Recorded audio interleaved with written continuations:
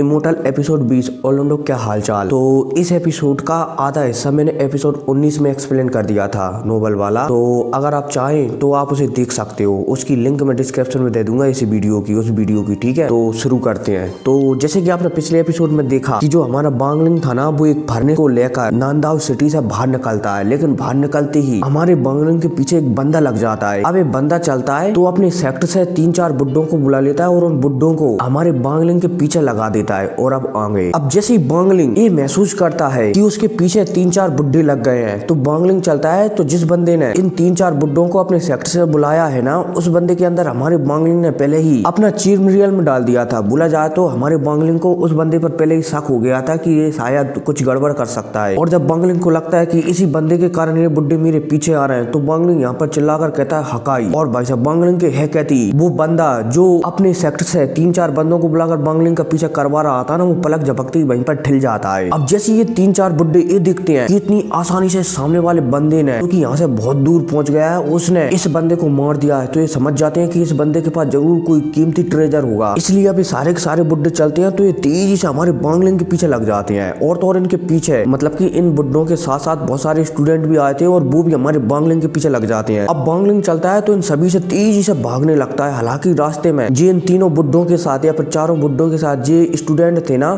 बांगलिंग उन्हें रास्ते में निपटाते चलता है। और सिर्फ निपटाते बांगलिंग यहाँ पर सभी को मार डालता है। सिर्फ ये 3-4 बुड्ढे ही रह जाते हैं जो कि तेजी से हमारे बांगलिंग का पीछा कर रहे होते हैं। अब ये तीनों बुड्ढे जो हमारे बांगलिंग का पीछा कर रहे थे ना, इनमें से जो पहला बुड्ढा था ना, वो जोर से चिल्लाकर कहता है कि लड़के रुक जाओ वरना तो मारे जाओगे। और भाई साहब ये बुड्ढा चिल्लाता ही है, तभी इसके सामने एक बहुत तेज तलवार आती है और इसकी छाती में घुसने वाली होती है। तभी ये बुड्ढा चलता है तो बड़ी मुश्किल से बचता है उस तलवार से। और तो और इस तलवार के कारण ये जख्मी भी हो जाता है थोड़ा बहुत। और भाई साहब अब इस बुड्ढे को आ जाता है गुस्सा और ये और भी तेजी से अपने बुड्ढों को साथ लेकर हमारे बांगलिंग का पीछा करने लगता है। अब बांगलिंग लगातार ऐसे भाग ही रहा होता है, लेकिन अब बांगलिंग को भी आ जाता है गुस्सा, इसलिए अब वो निकलता है बाहर जमीन से और अपनी तलवार को मतलब कि अपनी तलवार पर खड़ा हो जाता है। अब इतने में हमारा बांगलिंग चलता है तो अपनी चीर रियल्म को एक्टिवेट करता है, जिस वजह से चारों तरफ एकदम रेड लाइट छा जाती है। और भाई साहब जैसे ये बुड्ढे इस रेड लाइट को देखते हैं ना, तो इन्हें अपने आप पर दबाव महसूस होने लगता है। और तो और इनकी जो नाक थी ना, उससे ब्लड भी निकलने लगता है तीनों के तीनों बुड्ढों के अंदर से। अब भाई साहब बांगलिंग इन्हें झटका देने के बाद तेजी से यहाँ से दोबारा से भागने लगता है।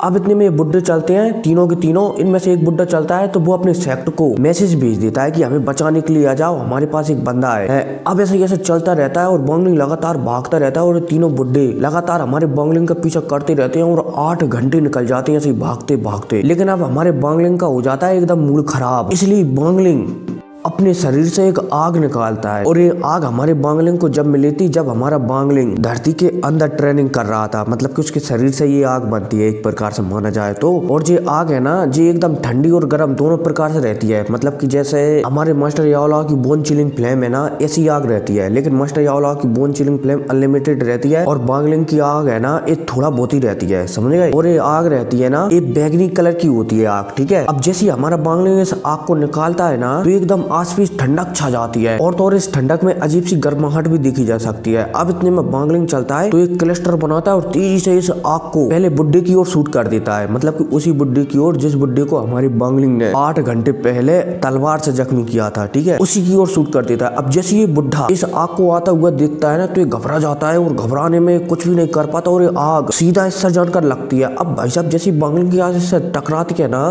तो ये बुड्ढा है ना, ये चिल्ला भी नहीं पाता। बोला जाए तो इसके मुंह से आवाज भी नहीं निकलती और ये पलक झपकती यहाँ पर मर जाता है। बोला जाए तो इसकी जो बॉडी है ना, वो भी एकदम जलकर राख हो जाती है, पता ही नहीं चलता कि भाई ये बुड्ढा कहाँ पर गया। अब भाई साहब जैसे ये हमारे बांगलिंग की बैगनी कलर की आग से पहले बुड्ढे को मारती है ना, तो ये अब दोबारा से आग चलती है तो ये दूसरे बुड्ढे की ओर आग बढ़ने लगती है। लेकिन बांगलिंग की आग थोड़ी कमजोर हो जाती है, लेकिन ये कमजोर आग दूसरे बुड्ढे से टकराने वाली होती है। तभी बांगलिंग एक और दिशा में देखता है, वो देखता है कि 8 तलवार सीधा उस पर ही अटैक करने के लिए आ रही है। अब जैसे ही बांगलिंग इन 8 तलवारों को अपने ऊपर अटैक करते हुए देखता है ना, तो बांगलिंग चलता है तो तुरंत जो उसकी बैगनी कलर की फ्लेम थी ना, उसे अपने पास खींचता है, मतलब कि पास बुलाता है और इन तलवारों को रोक लेता है। हालांकि इन तलवारों में से एक दो तलवार तो हमारे बांगलिंग में लग जाती है, लेकिन अब बांगलिंग चलता है तो यहाँ से बहुत ही तेजी से भागने लगता है। और ये तलवार थी ना, ये तलवार यहाँ पर नए बुड्ढों ने चलाई थी। बोला जाए तो जिन 3 बुड्ढों ने अपने सेक्टर से मदद के लिए आदमियों को बुलाया था ना, वो आदमी यहाँ पर आ गए थे। और इनमें से जो एक बंदा था ना वो बहुत ही ज्यादा पावरफुल था। अब इतने में अब एक बुड्ढा तो यहाँ पर मर गया। अब ये दो बुड्ढे और यहाँ पर जो इन दोनों बुड्ढों के सेक्टर से 8-10 बुड्ढे आए थे ना, वो सभी के सभी हाथ धोकर लग जाते हैं भाई साहब बांगलिंग के पीछे। अब बांगलिंग लगातार यहाँ से भागता रहता है, भागता रहता है, भागता रहता है और फाइनली हमारा बांगलिंग वहां पर पहुंचने लगता है जहां पर हमारा बांगलिंग रहता था। अब जैसे ही बांगलिंग वहां पर पहुंचता है ना तो हमें चारों तरफ फॉग बताया जाता है और बांगलिंग इस फॉग के अंदर घुस जाता है। बोला जाए तो इस कोहरे के अंदर घुस जाता है। अब जैसे बांगलिंग इसके अंदर जाता है तो और भी भागता रहता है और इसे आगे मुंह दिखती है। अब जैसे बांगलिंग वहां पर मतलब कि मुंह के पास पहुंचने वाला होता है तभी बांगलिंग चलता है तो मुंह के सामने एकदम धड़ाक से गिर जाता है धम। अब जैसे मुंह बांगलिंग की ऐसी हालत देखती है ना तो वो जल्दी से फॉर्मेशन के अंदर चली जाती है बांगलिंग को लेकर। अब इतने में ये बांगलिंग के पीछे 8 से 10 बंदे पीछा कर रहे थे ना, वो भी यहाँ पर आ जाते हैं। अब जैसी